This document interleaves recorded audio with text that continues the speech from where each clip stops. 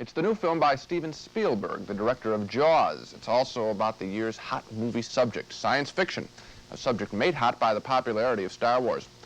Close Encounters is about an encounter between a whole bunch of Midwestern folks and a genuine, unidentified flying object full of beings from another planet. The UFO is first picked up on the scanning equipment at an air traffic control center.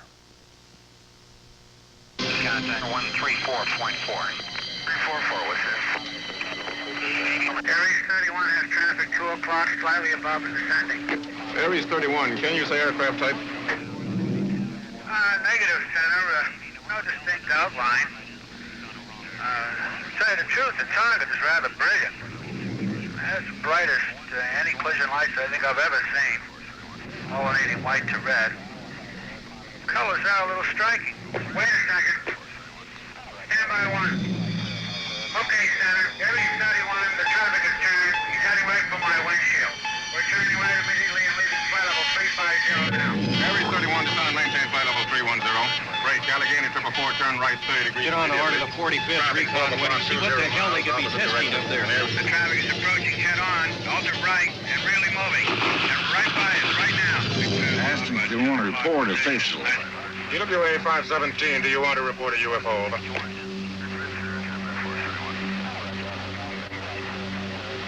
EWA 517, do you want to report a UFO? Over. Well, that pilot may not want to report a UFO, but there are plenty of other people in Close Encounters who are willing to file such reports. In fact, some of the folks are downright eager. They're not afraid of visitors from another planet. One such man is Richard Dreyfuss, a Muncie, Indiana power company repairman who first meets the UFO on a backwoods road. At first, he's terrified.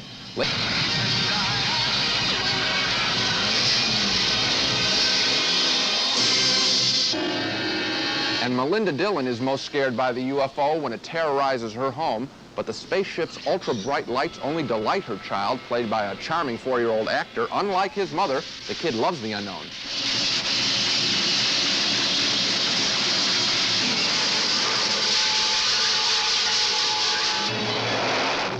Another man who welcomes the UFOs and the alien beings is a French scientist played by Francois Truffaut, who at the end of the movie joins with other scientists to greet the visitors from outer space.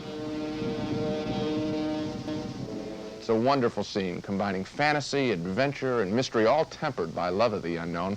But before the end of the picture, I think that the story gets bogged down in a poorly written subplot about the government trying to stop Dreyfuss from getting near the visitors from the other planet. But I still like Close Encounters of the Third Kind very much. Its special effects are really wondrous. The UFOs knock me out, and the picture has an awfully nice message. Don't be afraid of the unknown. Seek it out. And also stick it out if the middle part is a little bit slow, because the last 30 minutes, to me, are among the most marvelous things I've ever seen on the screen. And another thing about that first encounter between man and the creatures from outer space, if you think back over the last 30 years and all the flying saucer movies that we've set through, we always treated the people in the flying saucers as if they were Russians or Chinese, and we had bombs and guns to greet them, and this time we just greet them with open arms. It shows a very interesting change in attitude. It's also a change from a lot of recent very popular pictures. You know, Exorcist, the whole point was scaring, sort of abusing the audience. Jaws, scaring, frightening us. This thing is sort of, what's mysterious is unknown, and we love it, rather than running from that shark or running from the devil. So it's a special kind of picture. You feel good at the end. It doesn't have the horror or the monster or the thing with 16 tentacles or the Spider-Man or something. It's the same as Star Wars, which is a war movie. Going to look at it in a second.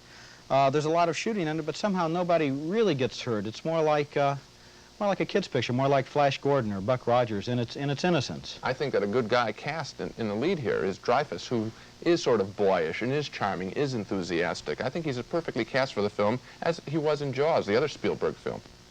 You know, Gene, a lot of people keep asking me, and I'm sure they've asked you too, if Close Encounters is another Star Wars. Well, no, it isn't.